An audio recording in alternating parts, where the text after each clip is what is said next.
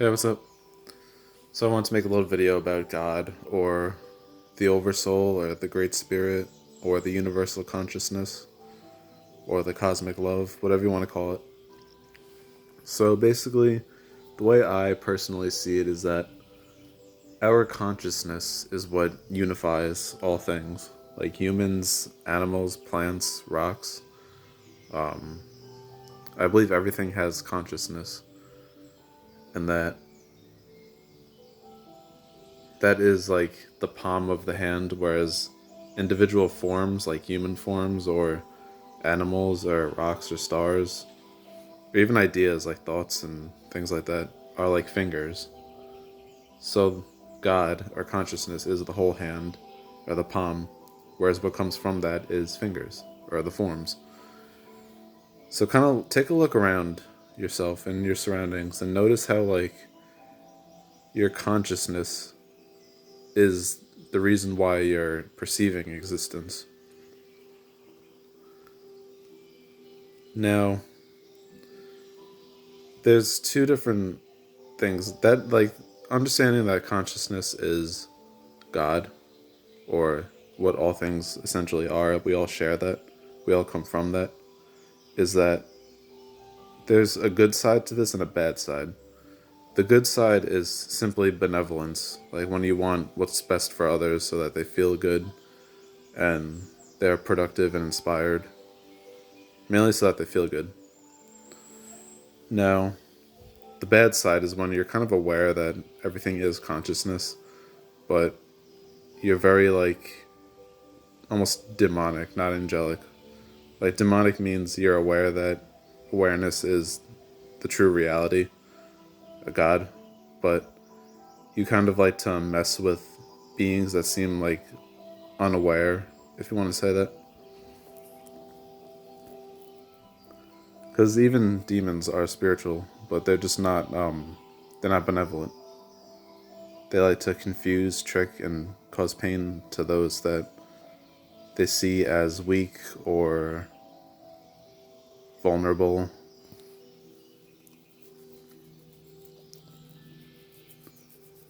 Something else I want to mention is that not every religion believes in a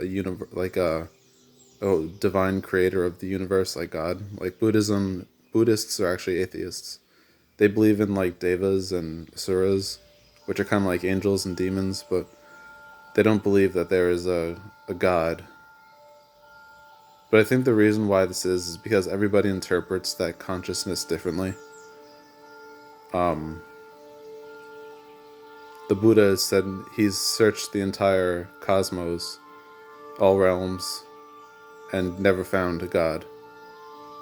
But that's because everything, the way I personally interpret it, is because everything is God. But the part where this gets tricky is that you can't necessarily see yourself as God. And I know it just sounds like I contradicted myself, but you have to understand it in two different ways. Is that everything comes from that consciousness, but if you're gonna think or speak or make some kind of like distinction between the forms, then you also have to acknowledge that essence consciousness is something separate from you, because you're in an identity, like an ego way of communicating.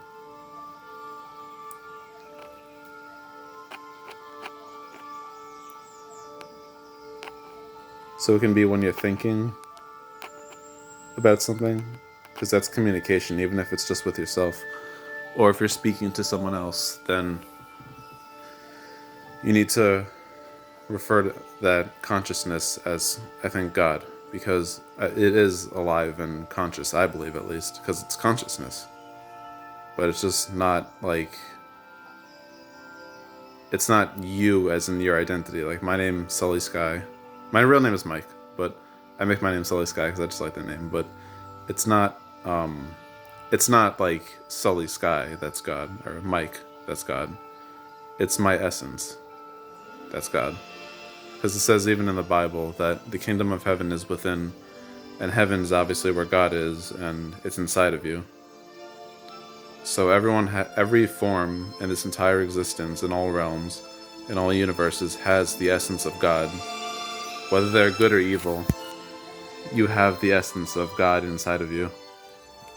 And if you acknowledge that goodness inside of you, that part of you that wants to bring inner peace and clarity and good feelings into others, then you're really connecting with God.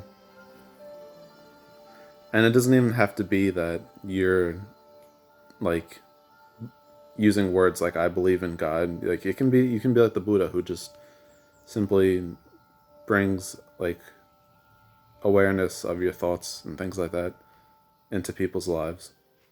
Because a lot of what Buddhism is about mindfulness. So just being aware of your thoughts, your sensations, your feelings, your surroundings, and things like that.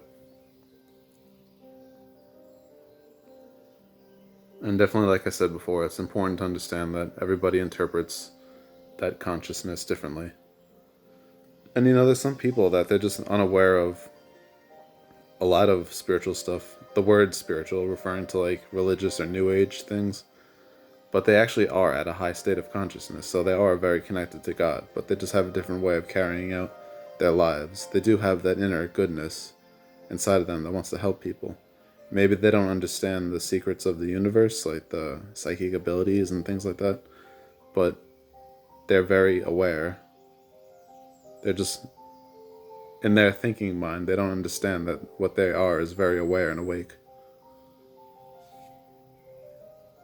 Like it's not in their understanding or their beliefs.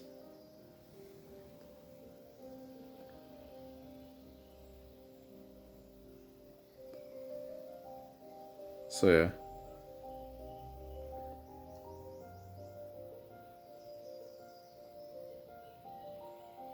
Something else I want to mention was angels, because um, angels are obviously in the mode of thinking that they're gonna support people's higher good, their return to that inner peace with God and the consciousness. Because the ultimate way to become more conscious and aware or connected to God is through feeling good and having inner peace. And that's our natural state, to feel good and have inner peace and happiness. So angels, they're more ethereal than humans, but they have form still.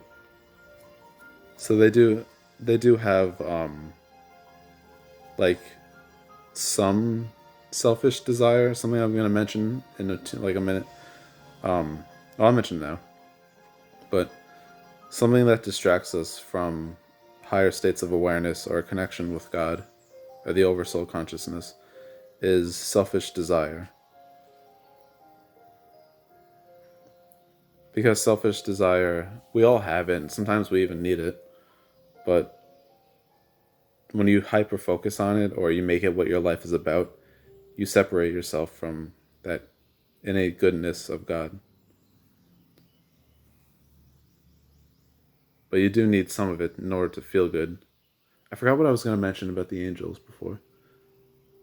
Oh, they have like selfish desire, but with them, it's not what they make their life about. Because what their lives is about being connected to the higher consciousness. And when like bad feelings arise or bad experiences arise, whether they're observing it or happens to them, they just stay focused on it. They become aware of it. They don't let them ruin that connection to God. So they're also focused on bringing out the inner goodness and peace and consciousness into others, like humans and beings that they believe are really do have like an inner goodness about them. With me, I'm sorry if everything's like confused. Uh if I'm not like, if I seem like I'm not really being like structured or orderly with what I'm saying, because I'm like kind of channeling this, but I'm like also getting some confusion from the spirit attachments and like thought blocks. And that's something I want to mention, is that I do have selfish desire in me, and for a while I let it like rule my mind and my life, and that's why I have spirit attachments, is because that like hellish fixation on desire, selfish desire, will attract entities that are also vibing at that frequency or vibe or whatever.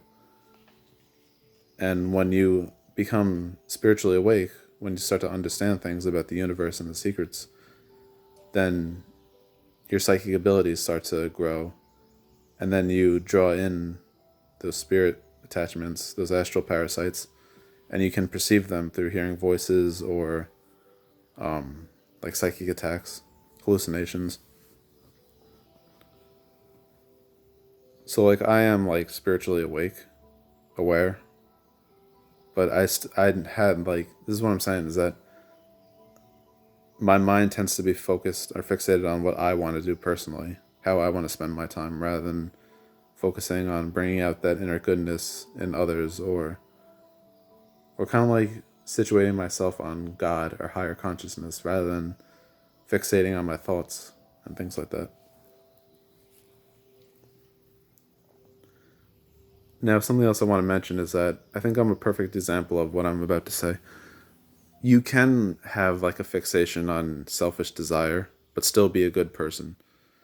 Because with me, the way I carry myself is that when I'm around other people, I'm very gentle, very kind, very authentic, and very aware of other people's emotions and mental states. Like I'm careful not to like try to hurt anybody's feelings or to come off as too aggressive or anything like that.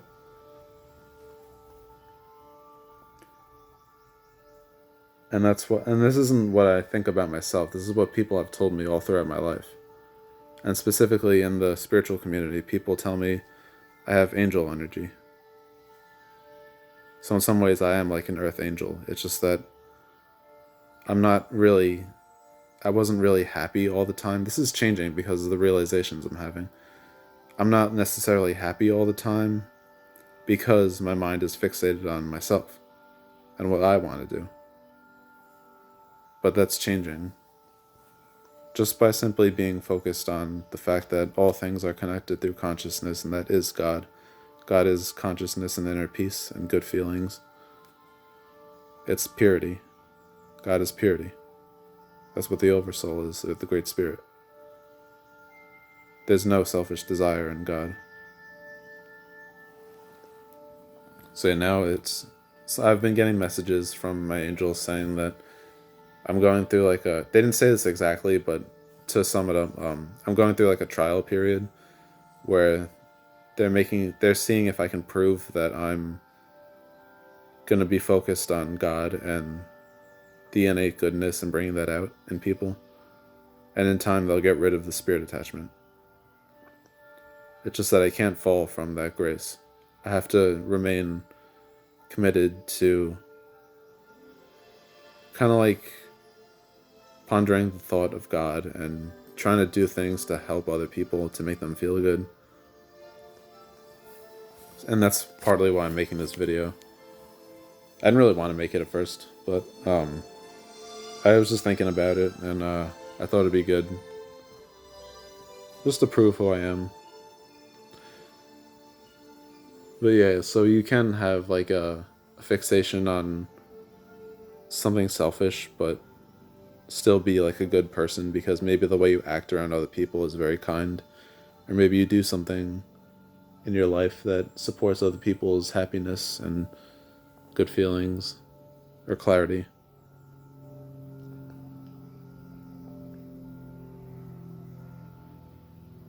So yeah, things will change. An important thing to also realize is that for me, this is my path, but realization is very important. Kind of like doing your own contemplation, your own thinking, contemplative meditation. With me, for many years since I was 17, I was very into existential philosophy and things like that. But if you're pondering the questions about life and existence, keep it as genuine as possible. You need honesty in these things. Like, be real with yourself. What do you actually understand? how does what you're understanding or thinking about apply to all areas of your life? And do you honor the fact that there is this reality that seems real, even if reality is an illusion or imaginary? There's still this aspect that, like, everybody's trying to survive, and there's things you need to do in life to keep yourself well. And I'm talking about, like, doing your taxes and taking care of others, your kids, whatever you have. Bathing, brushing your teeth, eating healthy, just things like that.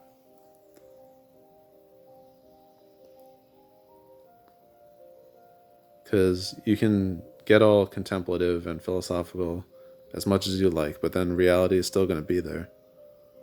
And you need to do things in order to be well and to take care of others. So, yeah. What else?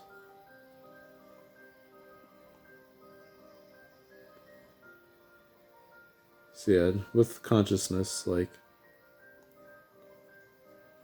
meditation is great, but like I said, with realization, I think realization is more important because it's more of an understanding. It's gonna be the way you carry yourself in your life. Meditation is just kind of like being in the awareness of peaceful feelings. It's great, there's no doubt about it. But if you can actually understand something about what you're experiencing or who you are and what the nature of reality is, that's going to completely change what you do in your life and the way you carry yourself. It's a deeper understanding, and it can even awaken psychic abilities and things like that. Which psychic abilities, they're great, but they're gifts. They're not the main thing in life. Don't make them the main goal of life. I've been guilty of falling into that trap where you just want psychic abilities so bad. And then if you actually get them, that can be bad for your spiritual health, believe it or not.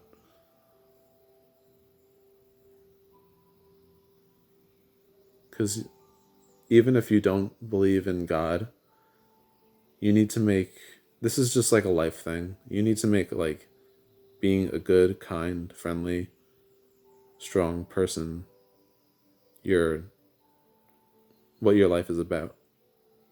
You need to be a good person.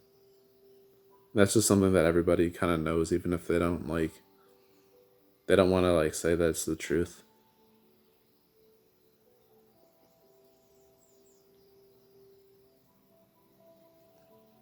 So, yeah, I'll end it here. Peace.